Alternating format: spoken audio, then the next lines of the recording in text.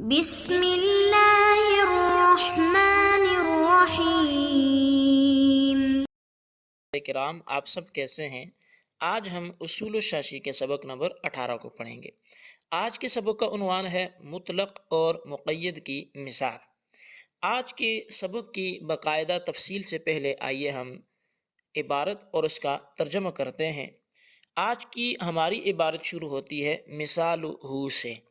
تو مصنف علیہ رحمہ لکھتے ہیں مثالہ فی قولہ تعالی فاغسلوا وجوہکم۔ اس کی مثال یعنی مطلق کی مثال اللہ تعالیٰ کے قول فاغسلوا وجوہکم میں ہے۔ فالمأمور بہ هو الغسل علی الاطلاق، پس اس آیت میں جس چیز کا حکم دیا گیا ہے وہ مطلق دھونے کا حکم دیا گیا ہے۔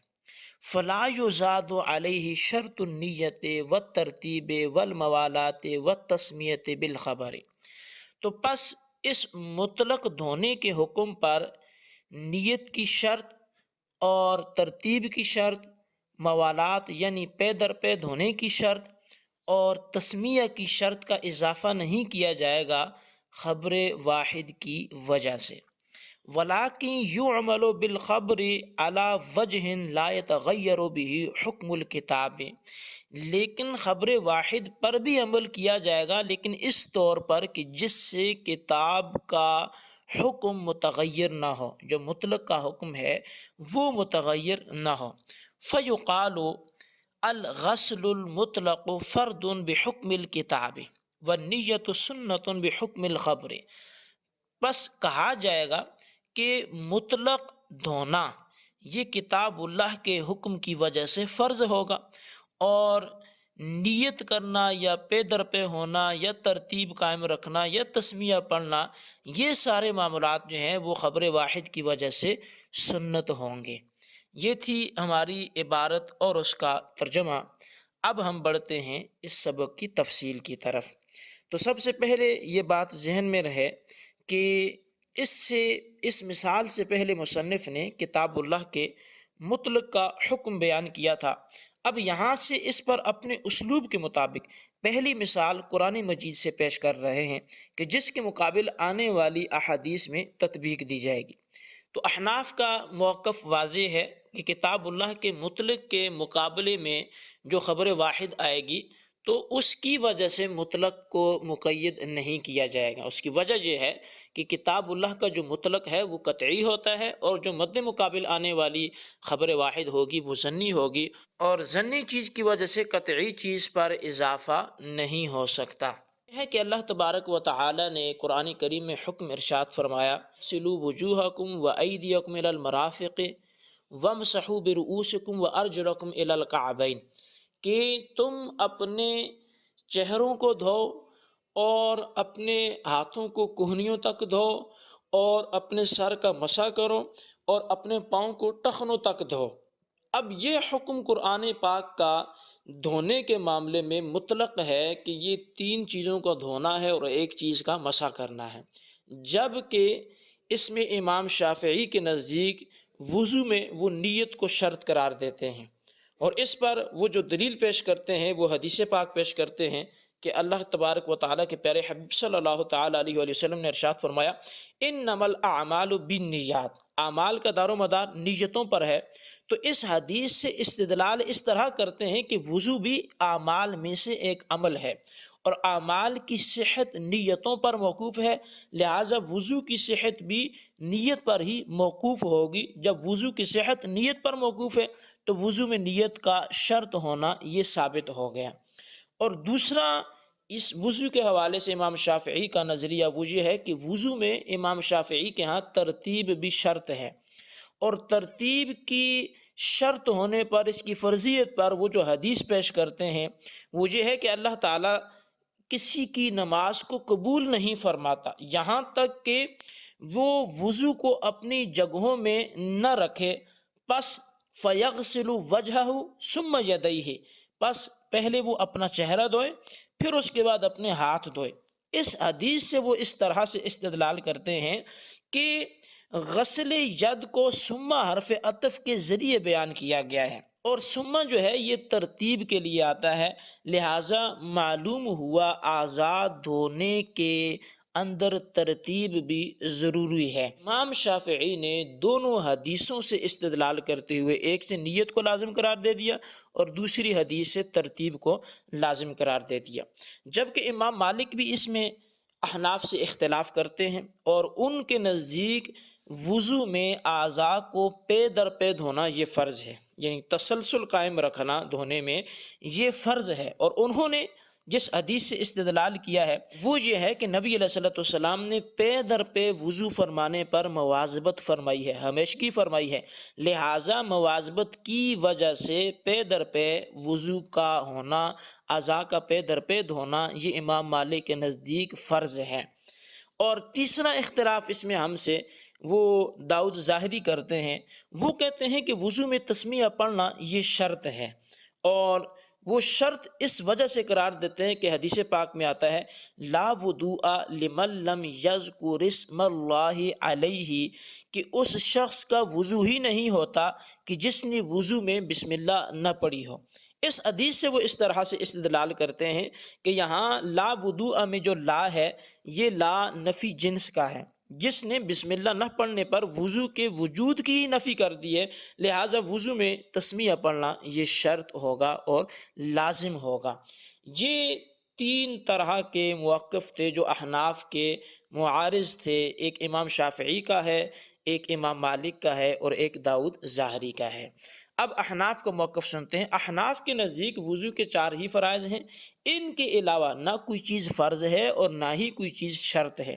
اور اس پر جو دلیل احناف کے پاس وہ قرآن کریم سے آیت ہے۔ اللہ تبارک و تعالیٰ ارشاد فرماتا ہے یا ایھا الذین آمنوا اذا قمتم الی الصلاۃ فاغسلوا وجوہکم وایدیکم الی المرافق وامسحوا برؤوسکم وارجلکم الی الکعبین۔ اب فرمایا کہ اے ایمان والو، جب تم نماز کے لیے کھڑے ہو تو اپنے چہروں کو دھو، اپنے ہاتھوں کو کہنیوں تک دھو، اور اپنے سر کا مسح کرو، اور اپنے پاؤں کو ٹخنوں تک دھو۔ اب اس آیت میں اوصاف و شرائط کے لحاظ کیے بغیر مطلقاً اعضائے ثلاثہ کو دھونے اور سر پر مسح کرنے کا حکم ہے، اور آیت وضو میں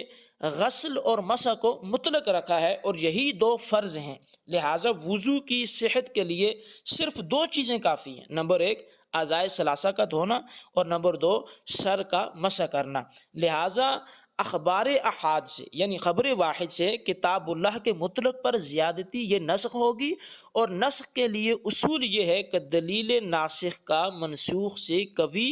یا برابر ہونا ضروری ہے،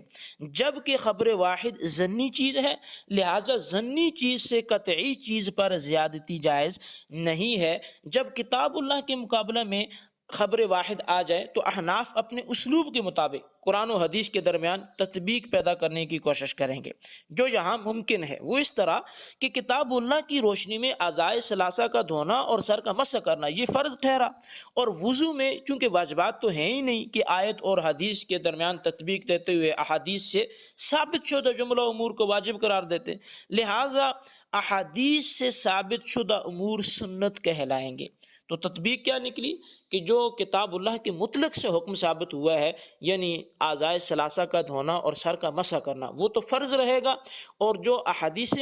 مبارکہ اس کے مقابلے میں آ رہی ہیں تو وہ ترتیب ہو، وہ وضو میں نیت کرنا ہو، وہ وہاں پہ جو ہے پے در پے آزاد ہونا ہو، یہ سارے معاملات جو ہیں وہ کیا کہلائیں گے؟ وہ سنت کہلائیں گے۔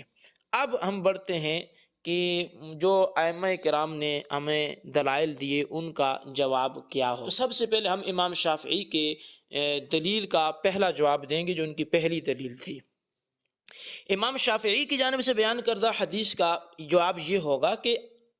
جو حدیث پاک میں ہے انما الاعمال، تو اعمال سے پہلے لفظ ثواب یہ محذوف ہے، اور اصل عبارت یوں ہوگی کہ انما ثواب الاعمال، یعنی اعمال کے ثواب کا جو دار و مدار ہے وہ نیتوں پر ہے۔ اب اگر بغیر ثواب کی نیت کے وضو کر لیا تو وضو تو ہو جائے گا مگر ثواب نہیں ملے گا۔ اگر عمل کے وجود کے لیے نیت ضروری ہوتی تو بغیر نیت کے نہانے، کپڑے دھونے اور جگہ کو پاک کرنے سے بھی وہ چیزیں پھر پاک نہیں ہوتی، حالانکہ ایسا نہیں ہے، اور یہ تو شوافی کے نزدیک بھی یہ امور ثابت ہو جاتے ہیں کہ بغیر نیت کے اگر کوئی نہاتا ہے، غسل کرتا ہے یا کپڑے دھوتا ہے تو اس کو پاکیزگی حاصل ہو جاتی ہے، حالانکہ وہ بھی عمل ہے، تو لہٰذا پھر آپ کو وہاں بھی اس پہ عمل کرنا چاہیے۔ اور امام شافعی کی جو دوسری دلیل تھی ترتیب کے حوالے سے، اس کا جواب یہ ہے کہ محدثین کرام نے اس حدیث کو ضعیف کہا ہے۔ اور سنن ابو داود میں یہ بھی ہے کہ ایک دفعہ نبی علیہ الصلوۃ والسلام وضو کے دوران سر کا مسح بھول گئے، تو آپ صلی اللہ علیہ وسلم نے وضو سے فارغ ہونے کے بعد مسح کیا۔ اگر ترتیب فرض ہوتی تو آپ وضو کا اعادہ فرماتے، نہ کہ آپ صرف مسح فرماتے، تو آپ کا اعادہ نہ فرمانا اس بات کی دلیل ہے کہ وضو میں ترتیب فرض نہیں ہے۔ اور یہ بھی بات ذہن میں رکھیں کہ جو واو ہے یہ مطلق جمع کے لیے آتی ہے، اس کے لیے ترتیب شرط نہیں ہے۔ اور ہم بڑھتے ہیں امام مالک کی موقف اور ان کی دلیل کے جواب کی طرف۔ امام مالک کی دلیل کا جواب یہ ہے کہ نبی علیہ الصلوۃ والسلام کا کسی فعل پر مواظبت فرمانا یہ اس فعل کے فرض ہونے کی دلیل نہیں ہے، ورنہ کلی کرنا اور ناک میں پانی چڑھانا بھی وضو میں یہ فرض ہوتے ہیں، حالانکہ ان پر بھی نبی علیہ الصلوۃ والسلام نے مواظبت تو فرمائی ہے، لیکن چونکہ مواظبت فرمانا یہ صرف مواظبت ہی دلیل فرضیت نہیں ہے، اس لیے یہ چیزیں بھی فرض نہیں ہوئی۔ اور داؤد ظاہری کی دلیل کا جواب اگر ہم دینے کی طرف آئیں تو پھر وہ یہ ہے کہ جو لا وضوء میں لا جس کو آپ نے جنس کی نفی کے لیے کہا ہے، یہ جنس کی نفی کے لیے نہیں ہے بلکہ یہ کمال کی نفی کے لیے، اور اس پر متعدد مثالیں ہیں، جیسے لا صلاۃ لجار المسجد الا فی المسجد۔ ساری جو لا ہے یہ نفی جنس پر مشتمل نہیں ہے بلکہ یہ کمال کی نفی پر مشتمل ہے، تو لہٰذا ایسے ہی یہاں پہ بھی لا وضوء میں جو لا ہے یہ نفی کمال پر محمول ہوگا، نہ کہ جنس کی نفی پر محمول ہوگا۔ یہ تھا ہمارا آج کا سبق، اور اب یہ ہمارا سبق جو تھا اس کو آپ خلاصتاً اگر سننا چاہیں تو ہم نے آج ائمہ کرام کے درمیان مطلق کے حکم کے اندر جو اختلاف تھا اس پر تفصیلی کلام کیا، ایک مثال کو مد نظر رکھتے ہوئے، اور اس مثال کہ اس سبق کو ہم اگر وائنڈ اپ کرنا چاہیں تو یہاں پہ پھر سوال کتنے ہوں گے، وہ یہ سوال ہوں گے۔ قرآن پاک سے مطلق اور مقید کی مثال بیان کریں، ائمہ کرام کے باہمی اختلاف کو دلائل کے ساتھ بیان کریں، اور احناف کے مذہب کی وجہ ترجیح بیان کریں۔ ان کے جوابات نوٹ فرمائیں۔